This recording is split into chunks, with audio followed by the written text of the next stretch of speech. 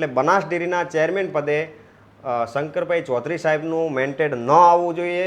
હું તો એમ કહું છું કે આવા માણસોને જો સાચી તપાસ કરવામાં આવે તો આ જેલમાં હોય. બનાસ ડેરીના ચેરમેન પદે શંકરભાઈ ચૌધરીનું મેન્ટેડ આવ્યું તો હું ઉપવાસ આંદોલન કરીશ. બનાસકાંઠાની જનતા ત્રાસી ગઈ છે, તાનાશાહીથી ત્રાસી ગઈ છે. જેની પાસે બકરી નથી એવા ડિરેક્ટરો છે, દોવા બકરી નથી અમુક ડિરેક્ટર પાસે, એ ડિરેક્ટરો છે. તો બનાસ ડેરીમાં ભારતીય જનતા પાર્ટીએ 16 ડિરેક્ટરમાંથી 12 ડિરેક્ટરમાં એક જ જ્ઞાતિને કઈ રીતથી આ મેન્ટેડ આપ્યા. હું જવાબદારીપૂર્વક બોલું છું. સાહેબ દર વખતે બોલતા હોય છે કે હું આમ છે, નફો આટલો ફાળ્યો. હું જવાબદારીપૂર્વક બોલું છું. હું જવાબદારીપૂર્વક બોલું છું કે આવનારા સમયમાં 20-30 વર્ષ પછી જો આ વસ્તુને તમે ધ્યાને નહીં લો તો બનાસની જનતાને ગુલામી તરફ વાળેલો છે. અત્યારે એવું છે જ, અત્યારે એવું જ છે, પણ અત્યારે ધ્યાને ના આવે. બનાસ ડેરીનો ખરેખર કોઈ વિકાસ જ નથી. બનાસ ડેરીના વિકાસને પશુપાલકોને કોઈ ફાયદો જ નથી. તો એમાં બનાસની જનતાને ખરેખર કેટલો ફાયદો? કારણ કે ત્યાં 200-400 કરોડ 500 કરોડ લઈ અને ત્યાં એક જ જ્ઞાતિના વધુમાં વધુ નોકરીમાં રાખી દેવામાં આવે છે. કૌભાંડ અને સહકારી સંસ્થાઓ, આ બંનેની વાત કરીએ તો વિચાર આવે કે સહકારી સંસ્થાઓમાં જો કૌભાંડ કરવામાં આવે તો દેશમાં અને ખાસ તો ગુજરાત રાજ્યમાં એટલી મોટી સહકારી સંસ્થાઓ છે, એની અંદર જો કૌભાંડ થાય તો લાખો કરોડ રૂપિયાના કૌભાંડ થઈ શકે. આપણે આવી વાત કેમ કરી રહ્યા છીએ? વાત એટલા માટે કરી રહ્યા છીએ કારણ કે આજે વાત કરવી છે બનાસ ડેરીની. બનાસ ડેરીના ચેરમેન છે શંકર ચૌધરી, વિધાનસભાના અધ્યક્ષ પણ તેઓ છે. શંકર ચૌધરીની અધ્યક્ષતામાં આ બનાસ ડેરી જે પ્રકારે વિકાસની હરણફાળ ભરી રહી છે તેવી સાધારણ સભાઓ આપણે જોઈ હશે. પરંતુ આજે રમેશ રાજપૂત આપણી પાસે મળવા આવ્યા અને ખબર પડી કે બનાસ ડેરીના હિસાબમાં તેમના કહેવા પ્રમાણે ક્યાંક લોચો છે. અને એ જ પ્રકારે અન્ય પણ એવા પ્રશ્નો છે જે બનાસ ડેરીમાં ઉપસ્થિત થઈ રહ્યા છે. તો શું છે આ સમગ્ર મામલો? સીધા જ વાત કરીએ રમેશ રાજપૂત સાથે. નમસ્કાર રમેશભાઈ. નમસ્કાર રમેશભાઈ, સૌપ્રથમ તો બનાસ ડેરી આટલી મોટી છે, આટલી મોટી ડેરી જેનું ટર્નઓવર સેંકડો કરોડમાં છે અને હમણાં હજારો કરોડ રૂપિયાની તો ભાવ વધારાની જે રકમ દૂધ ઉત્પાદકોને આપી, 21,000 કરોડનું ટર્નઓવર છે ગત વર્ષનું, અને 2100 કરોડ જેટલો ભાવફેર ચૂકવવામાં આવ્યો છે. તો 2100 કરોડ રૂપિયા જ્યારે દૂધ ઉત્પાદકોને ભાવફેર ચૂકવતી હોય, એટલી મોટી વિશાળ ડેરી હોય, તો એમાં તમે જે પ્રશ્ન ઉપસ્થિત કરી રહ્યા છો એને શું કહેવાય? કૌભાંડ કહી શકાય કે પછી ભૂલ કે ક્ષતિ કહી શકાય? કૌભાંડ જ કહી શકાય. કારણ કે જો બનાસ ડેરીના ભાવ ફેરમાં જો રકમમાં આટલો બધો ફેરફાર હોય તો એ રકમ જાય છે ક્યાં? તો વર્ષ 2020-21ના 53મી વાર્ષિક સાધારણ સભામાં સાહેબે 14.30% ભાવ વધારો નક્કી કરેલો. અને એ ભાવ વધારામાં ગામની મંડળીમાં વર્ષ દરમિયાન મંડળીએ કરેલા નફાનો ભાવફેર એમાં ગાયબ છે. એ ચૂકવાયો નથી સંઘ દ્વારા. અને બધી જ મંડળીઓમાં અને એની રકમ ઓવરઓલ મંડળીઓની રકમ જો ગણવામાં આવે તો 121 કરોડ રૂપિયાનો કૌભાંડ, આ ઓન પેપર કૌભાંડ છે. અને આ કૌભાંડના જવાબદાર તો નિયામક મંડળ જ હોઈ શકે. પણ શું અધ્યક્ષને ના ખબર હોય? અધ્યક્ષ ટૂંકમાં ચેરમેન જે છે શંકરભાઈ ચૌધરી ચેરમેન છે, એમને ના ખબર હોય? એમને જ ખબર હોય. કારણ કે 121 કરોડ જેવડી મોટી રકમનું કૌભાંડ કોઈ અધિકારીઓ ન કરી શકે. અને જો એમને કદાચ ખ્યાલ ના હોય તો વર્ષ 2020 હોય, 2019 હોય, એની 51મી વાર્ષિક સાધારણ સભા હોય, 52મી વાર્ષિક સાધારણ સભા હોય કે 54મી હોય કે 55મી હોય કે 56મી હોય કે લાસ્ટ 57મી વાર્ષિક સાધારણ સભા હોય, દરેકના વિડીયો યુટ્યુબમાં અવેલેબલ છે. જે વર્ષ 2020-21માં જે કૌભાંડ થયું એનો વિડીયો 53મી વાર્ષિક સાધારણ સભાનો વિડીયો યુટ્યુબમાંથી ગાયબ છે. અને શંકરભાઈ ચૌધરી સાહેબના પર્સનલ ઇન્સ્ટાગ્રામ પેજ એકાઉન્ટમાં પણ 2020ની છે વિડીયો પોતાની ખુશામત કરવા સાહેબ પોતાનો વિડીયો અપલોડ કરતા જ હોય છે કે મેં આટલા કરોડ ફાળવ્યા. એમાં 54મી વાર્ષિક સાધારણ સભાનો વિડીયો છે, 55મી વાર્ષિક સાધારણ સભાનો વિડીયો છે, 56મીનો છે ને 57મી વાર્ષિક સાધારણ સભાનો લાસ્ટ પણ છે, જેમાં 53મી વાર્ષિક સાધારણ સભાનો સાહેબે વિડીયો પણ પોસ્ટ કર્યો નથી. અને એ કૌભાંડવાળો જ વિડીયો યુટ્યુબમાં પણ ગાયબ છે અને સાહેબના પર્સનલ એકાઉન્ટમાં પણ એ વિડીયો નથી. એવું નહીં, અને પણ પછી તમે- કૌભાંડ પણ છે. નહીં, એ તો વાત બરાબર છે, ઠીક છે, ચલો વિડીયો નથી, પણ તમે જેને કૌભાંડ માની રહ્યા છો, જેને કૌભાંડ ગણાવી રહ્યા છો, એ છે શું? કઈ રીતે તમારું કહેવાનું થાય છે કે કૌભાંડ છે? કૌભાંડ એમ છે કે સાહેબ જ્યારે વર્ષ દરમિયાન વાર્ષિક સાધારણ સભામાં નફો એનાઉન્સ કરતા હોય છે ત્યારે દાખલા તરીકે 57મી વાર્ષિક સાધારણ સભામાં સાહેબે 18.32% ભાવ વધારો ફાળવ્યો, તો ગામની મંડળીમાં એનો ભાવ વધારો જો ગ્રાહકોને ડાયરેક્ટ એ રકમ નાખવામાં આવે તો એ 18.32 નહીં પણ 19.20% બેસતો હોય છે. અને આવું દર વર્ષે બેસતું છે, કારણ કે એ સાહેબે જે ભાવ વધારો ચૂકવ્યો છે એ બનાસ ડેરીમાંથી ચૂકવેલા વર્ષ દરમિયાન મંડળીએ ગામની મંડળીએ જે નફો કર્યો હોય ને એનો પણ ભાવ વધારો હોય છે 1.5%, જે 18.32 અને 1.5%, બીજો એમ કરીને 19.19 બેસે છે આ વખતે, બેઠો જ છે આ વખતે. અને દર વખતે 1.5% સાહેબ જે ફાળવે છે એના કરતાં વધુ બેસે જ છે. 53મી વાર્ષિક સાધારણ સભા 2020-21ની અંદર આ નફો બેઠો નથી અને એ નફો સંપૂર્ણપણે ગાયબ છે. તો ટૂંકમાં જે પ્રમાણે હું સમજી રહ્યો છું એ પ્રમાણે તમારો કહેવાનો મતલબ એવો છે કે એક પશુપાલક છે, એ દૂધની પોતાના ગામમાં મંડળી હોય ત્યાં દૂધ ભરવા જાય, ત્યાં દૂધ ભરી અને મંડળીમાં દૂધ એકત્રિત થાય, એ દૂધ બધું ભેગું થઈ અને સંઘમાં એટલે કે બનાસ ડેરીમાં જાય, અને એ જે સંઘ પાસે જે દૂધ પહોંચે છે એમાં જે ઉત્પાદક એટલે કે પશુપાલક છે એને જે મંડળીને દૂધ આપી દીધું છે એ જે ફેટનો હિસાબ છે એ ફેટના હિસાબે એમને પૈસા મળે. પછી જ્યારે બધા જ લોકોનું એક મંડળી પાસે દૂધ આવે ત્યારે એમાં ફેટ પ્લસ ઓર માઇનસ થાય ને અમુક દોરા જે છે એ વધારે મળે તો એ મંડળીનો નફો થાય. એટલે એ મંડળીનો જે નફો થાય એ સંઘ ચૂકવે. એટલે એ જે ઉત્પાદકો કે પશુપાલકો છે જેને દૂધના પૈસાનું જ્યારે ભાવફેર સાધારણ સભામાં ચૂકવવામાં આવે છે તો એ બંને સાથે મળીને ચૂકવવો જોઈતો હતો. એટલે કે મંડળી પાસે 1 કરોડ રૂપિયાનું દૂધ આવ્યું, એ ગ્રાહકોએ ભર્યું, મંડળીએ 3 લાખ રૂપિયા નફો કર્યો, તો 1 કરોડને 3 લાખ રૂપિયા થયા. તો હવે જ્યારે સાધારણ સભા મળે અને જ્યારે દૂધના ભાવફેર કરીને વધારો ચૂકવવામાં આવે તો 1 કરોડને 3 લાખના હિસાબે ચૂકવવામાં આવે, પણ અહીંયા 1 જ કરોડના ભાવે ચૂકવવાનું, એવું થયું ને? હા, એવું થયું. દાખલા તરીકે મારી મંડળીનું દૂધ છે, ગ્રાહકોનું મારી મંડળીનું 2 કરોડને 30 લાખનું દૂધ છે, તો મારી મંડળીનું 2 કરોડને 30 લાખનું સરવૈયું છે, એ સરવૈયાના આધાર ઉપર જ ત્યાંથી ભાવ વધારો ચૂકવવામાં આવે છે. સંઘે જ પ્રમાણે જેમાં 30 લાખ રૂપિયા ડેરીનો નફો છે, ગામની મંડળીનો નફો છે, અને 2 કરોડ રૂપિયાનું દૂધમાં જે ગ્રાહકોનું દૂધ છે, ગ્રાહકોને જે લિસ્ટેડ છે, જે પાવતીમાં છે, એ 2 કરોડ. તો સાહેબ 2 કરોડનો નહીં પણ 2 કરોડને 30 લાખનો સાહેબને ઉપરથી સંઘ નફો આપતી હોય છે, જેનો ભાવ વધારો છે 14% કે 18% જે નક્કી કરે એ 2 કરોડના 30 લાખ ઉપર આધાર ઉપર થતો હોય છે, અને દર વખતે થાય છે એ જ રીતે. પણ આવું નથી થયું એવું છે ને આધારે તમે કહી શકો? આવું નથી થયું એના આધારે એ કહીએ છીએ કે જે 2 કરોડને 30 લાખના આધાર ઉપર નફો ફાળવાનો હતો એના બદલે 2 કરોડ ઉપર જ. દાખલા તરીકે આના પુરાવા શું તમારી પાસે? આના પુરાવા મારી પાસે ચૂકવણાઓ અને સંઘ દ્વારા જે આપવામાં આવેલો રિપોર્ટ અને ડેરીઓના ચૂકવણાને જેમાં તફાવત બેસે છે. તો પછી આ બાબતે કોઈ ચેરમેનને રજૂઆત નહીં કરી હોય? ચેરમેનને રજૂઆત મંડળીઓમાંથી થયેલી, તો ડેરીમાંથી મંત્રીઓ દ્વારા ફોન થયેલા છે કે આ વખતે કેમ આવું થયું છે, તો એમનો જવાબ એ આ વખતે પૈસા નથી બેઠા.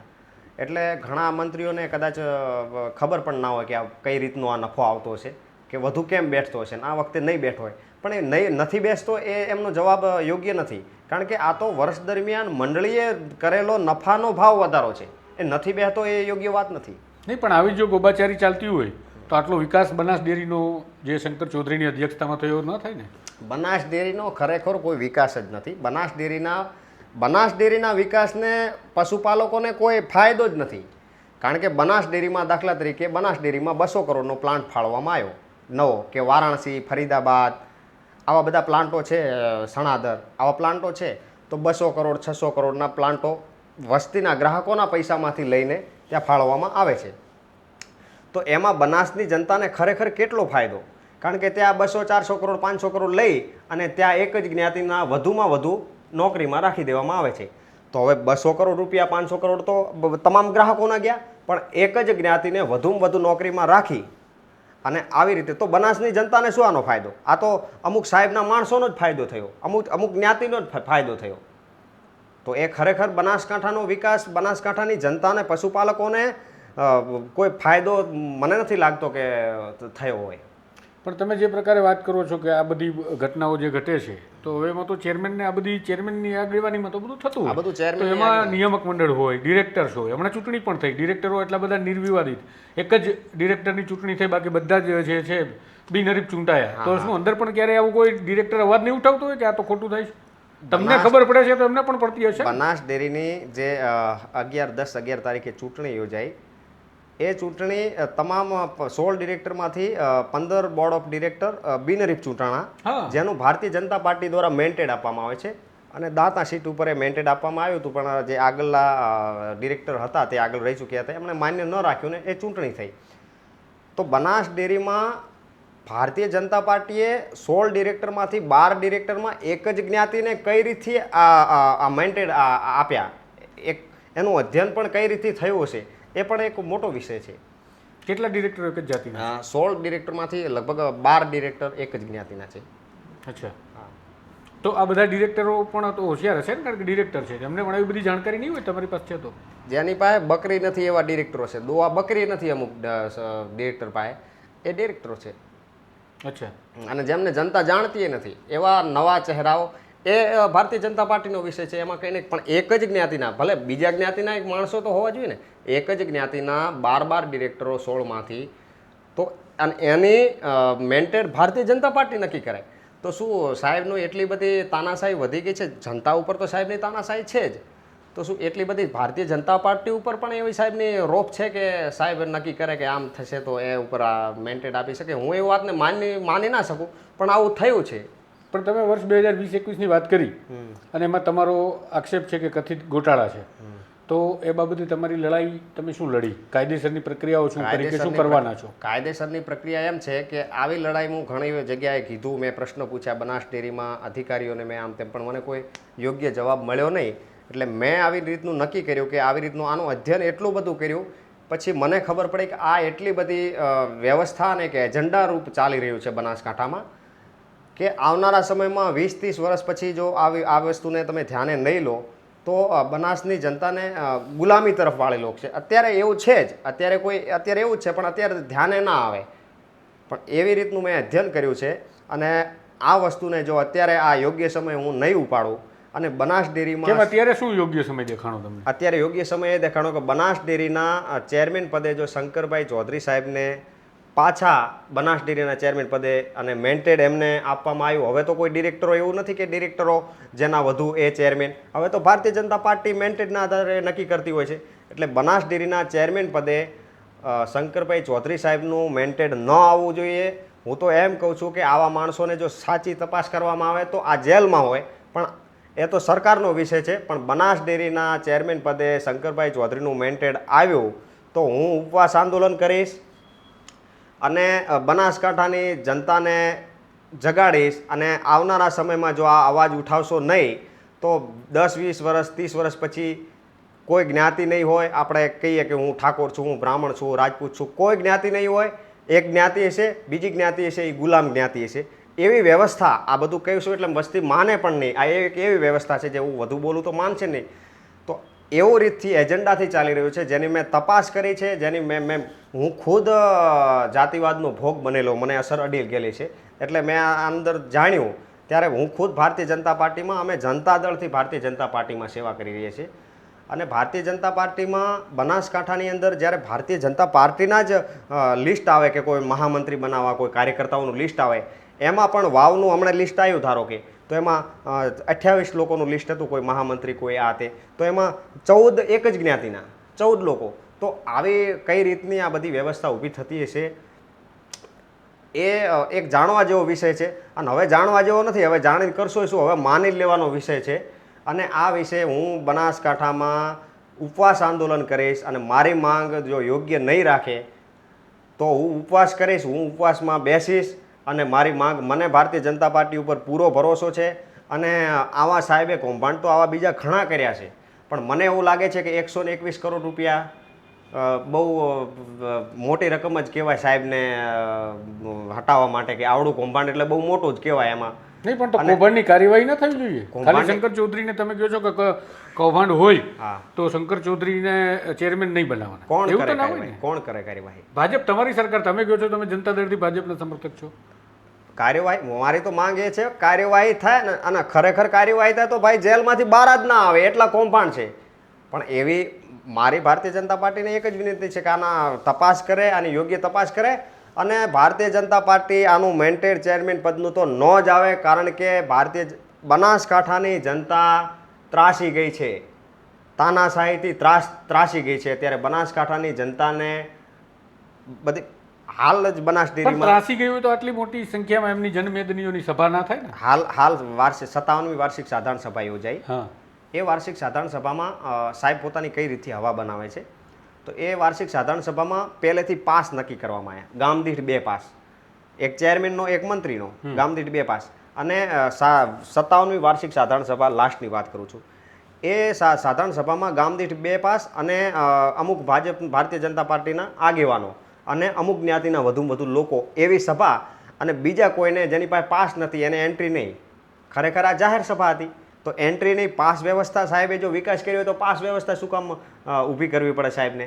અને પછી ત્યાં પોતાની ખુશામત કરવા બોલે કે કોઈ મારા આ વિશે બધા હાથ ઉપર કરો, કારણ કે ત્યાં તો અધિકારીઓ બેઠા હોય, ત્યાં તો ઓડિટના અધિકારીઓ બેઠા હોય, એટલે પાસ અચ્છા, કરવા. હા, ઓડિટ તમે બોલ્યા તો ઓડિટમાં પણ આ સામે ના આવે. તો જો હિસાબમાં કંઈ પણ ગોટાળો થાય તો વાર્ષિક ઓડિટ થાય, ઓડિટની અંદર પણ આ સામે નહીં આવ્યું હોય. વર્ષ 2020-21માં આવું થયું છે તો ઓડિટ કોણ કરે? ઓડિટના ઓડિટર કરે. ઓડિટર કરે. ઓડિટરનો એમનો વિષય છે કે ઓડિટરો કેમ પ્રશ્ન ના ઉપાડ્યો. હું ઓડિટર હોત તો હું ઉપાડોત. ઓડિટનો પ્રશ્ન કેમ ના ઉપાડ્યો એ પણ એક મોટો પ્રશ્ન છે. અચ્છા, હા, તો આ રિફ્લેક્ટ નહીં થયું હોય જે તમે વાત કરો છો કે જે પ્રકારે પશુપાલકોના જે પૈસા મંડળીના નફા સાથે ચૂકવવાના હતા એના ચૂકવણા, તો એ તો વાર્ષિક સાધારણ સભામાં ઓડિટ રિપોર્ટ કે તમારો જે હિસાબ કિતાબ રજૂ થાય ત્યારે આંકડા રિફ્લેક્ટ થાય ને. તો એ આંકડા રિફ્લેક્ટ ત્યાં નથી થયા. એ થયા છે કે નથી થયા એનો હિસાબ કોણ આપે છે આપણને? આપણે માંગવા જઈએ એટલે આપણને કોણ હિસાબ આપે? એનો હિસાબ ખરેખર થવો જોઈએ. અને એટલા માટે જ કહું છું, આનો હિસાબ કેમ નથી થતો કે કેમ થવો જોઈએ અને બહાર આવવો જોઈએ, એના માટે જ ઉપવાસ આંદોલન કરું છું કે આ ભાઈનું બહાર આવવું જ જોઈએ. સાહેબ જો ખરેખર સાચા હોય, અને સાહેબ જો ખરેખર બધું સાહેબનું સાચું હોય, તો મારી ઉપર લીગલ એક્શન લઈ લે સાહેબ. હું જવાબદારીપૂર્વક બોલું છું. સાહેબ દર વખતે બોલતા હોય છે કે હું આમ છે, નફો આટલો ફાળ્યો, હું જવાબદારીપૂર્વક બોલું છું. હું જવાબદારીપૂર્વક બોલું છું. અને સાહેબ 18% ફાળવે, ગયા વખતે સાહેબે 19% ફાળ્યો હતો, અને તો એક ઐતિહાસિક ઘટના છે. અને સાહેબ આ વખતે 18% ફાળ્યો, તો સાહેબ કે આ એક ઐતિહાસિક ઘટના છે.